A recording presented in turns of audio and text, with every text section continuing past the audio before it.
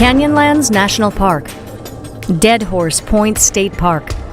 Words fall short when trying to describe this sacred landscape shaped by eons of wind and water.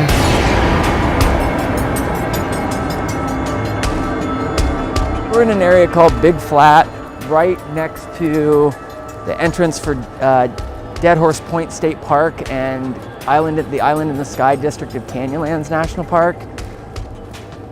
We're in proximity, as the crow flies, we're less than a mile from Canyonlands and less than about an eighth of a mile from Dead Horse Point, one of the most scenic areas in southern Utah, and it's been really hammered with oil exploration and development. So we're walking up towards a full drilling rig, quite an operation. The recent shift in policy at the national level is having a direct impact on the places we love right here in Utah. The current administration says they are moving beyond energy independence to energy dominance, and this phrase should frighten every American who cares about wilderness. What these men have done and what they're doing is taking the soul out of Utah for generations to come for a small sip of porridge right now. It's a terrible thing, and the majority of Utahns disagree with what they're doing. They want this land protected. Over 65% of Utah is public land. That is, land owned by every U.S. citizen. The Federal Bureau of Land Management is custodian for much of this land. As part of their mandate for multi-use management, the BLM leases land for mineral and natural resource extraction, the most common being timber, coal, natural gas, and oil. The revenue stream provided by these leases is shared between federal, state, and local governments. They follow what I like to call a lease first, think later approach. So they'll sell the leases, they'll sell the property right for somebody to come in and develop it, and assure you that later, when the company shows up, that's when everything will be dealt with, but that's too late in the process. Sometimes oil companies request a parcel that is adjacent to wilderness areas, or in this case, on the edge of national parks or state parks, places people come to get away from city smells and light pollution. As you can hear, pretty significant noise pollution, air pollution. I mean, it smells out here. And impacts on the land. Obviously, these drill pads are typically 5 acres. They're not easily reclaimed, especially in this extremely arid desert environment. In the Big Flat area of Moab, there exists leases that were auctioned years ago, but fortunately remain a bit scattered and most undeveloped. However, this is a perfect example of the, quote, foot in the door. Once a lease is granted, changing course based on environmental concerns can prove very difficult. Some of these leases date back to the 1970s, and in the Big Flats area alone, there are 54 more wells approved, just waiting to be developed. The only thing delaying development is the cost of extraction in relation to the price of oil. Once an area is leased, the federal agency, the Bureau of Land Management, can put some restrictions on the drilling, but it becomes extremely difficult. There are some things that can happen to minimize the impact, but again, really the most important critical point in the process is the lease sale. After that, it really becomes a matter of mitigating the impact, not so much as stopping the impact from happening. In Utah, about 23 million acres of land fall under BLM management. The state is split into field offices and subunits. Each office has an individual plan, making some land available for oil and gas leasing. Companies that want to mine and drill submit nominations called expressions of interest to the Bureau of Land Management. The BLM examines the request and analyzes environmental impacts. A lot of times we hear spokespeople for the oil and gas industry or the president say that we need more leasing, that there needs to be more lands available, that there's a shortfall in the number of leases, and that's what's stopping us from achieving energy dominance. And the numbers just have never supported that.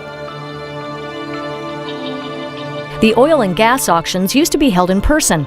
These auctions received attention when environmental activist Tim DeChristopher bid on a parcel with no intention of paying in protest of a corrupt and rushed process in 2008. Today, the lease auctions are conducted over the internet. Federal leases are good for 10 years and do not have to be actively drilled to be held. There are myriad schemes to keep these leases on the books longer, and just as many loopholes for companies to acquire more than the allotted amount. Utah is like most states in the West. There's a surplus of lands that are under lease and not in development. And so those claims by the oil and gas industry, their supporters, that if only they had more leases, then the price at the pump would be lower, the price to heat your house would be lower. That's just terribly fictitious. There's very little connection between any oil and gas lease sale and those sorts of things.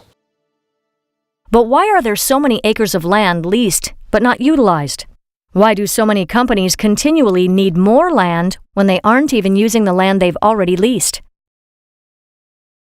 If you would read Securities and Exchange Commission filings, simply having leases on the books and making some claim or having some claim that it's possible to develop them, or that according to federal figures there's X amounts of natural gas and Y amounts of oil there, that helps their bottom line. And so it's in their financial interest to stockpile these leases. Figures from 2016, according to the Interior Department, indicate that 40% of leases on the books are not active. Put another way, almost half of the leases that the oil companies already own are not under development. So the real reason an oil company needs more leases on the books, even if they are not using the leases they already have, is because of greed.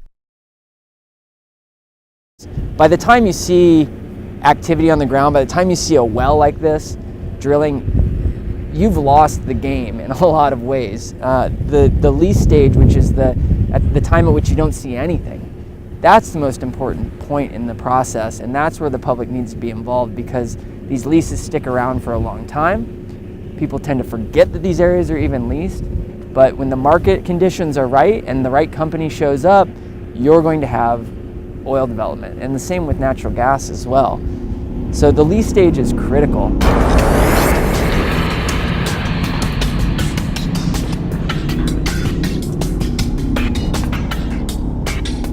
Obviously, we would like to see a full transition to renewable energy. That's the ideal situation. But at the same time, we recognize that there is a need for oil. There is a need for gas in this country. The question really comes down to is, where is that development appropriate and how is it being done? And it's our position, and I think it should be most Americans' position, that a place like this, the doorstep of a national park, and one of the most scenic areas in the country, is just an completely inappropriate place for resource extraction. In an administration like this one, in the Trump and Zinke administration, we have our work cut out for us. That's not to say that, the Obama administration wasn't also engaged in oil and gas leasing, but I think they did it in a more thoughtful way, where they recognized that there may be a time and place for that sort of mineral development, but it's not, for example, in the heart of Utah's Red Rock wilderness, and we see the Trump-Zinke administration with much different set of priorities. We're really talking about a marginal resource up here. In the grand scheme of the amount of oil that we consume in this country, in the grand scheme of the amount of oil that's coming out of places like the Bakken or the Uinta Basin, this is a small percentage of resource. And so the impact compared to the potential adverse impact to the economy of this area, to the wildlife in this area, to the wilderness values of this area, on balance, this is just a really poorly decided place for resource extraction, and it's a place that really should be closed to all drilling and resource extraction. According to the National Resource Defense Council, the U.S. energy security is more than healthy, as we're producing enough coal, gas, and oil to export it. In fact, last year, Thanks in part to exploration of publicly owned resources, the U.S. became the world's top net exporter of fuel. The people of our state have to make a tremendously important decision. The outdoor people, the hikers, the campers, the sportsmen, the hunters, the fishermen. We have to decide what's going to happen to this land. Are we going to let the men who are in this building tear it down within a generation or two, block it off, allow big international interests to block off our land, or are we going to leave it free and open and clear and recognize that the future of the state of Utah is in the multi-billion-dollar industry of tourism? As we increasingly transition from fossil fuels to renewable energy, we need to be vigilant in protecting our remaining wilderness from a dying mindset. Literally, a dinosaur mentality. Hopefully, in just a few years, the remnants of these jack pump horsehead oil rigs will be relegated to the dustbin of history under beautiful red rock wilderness.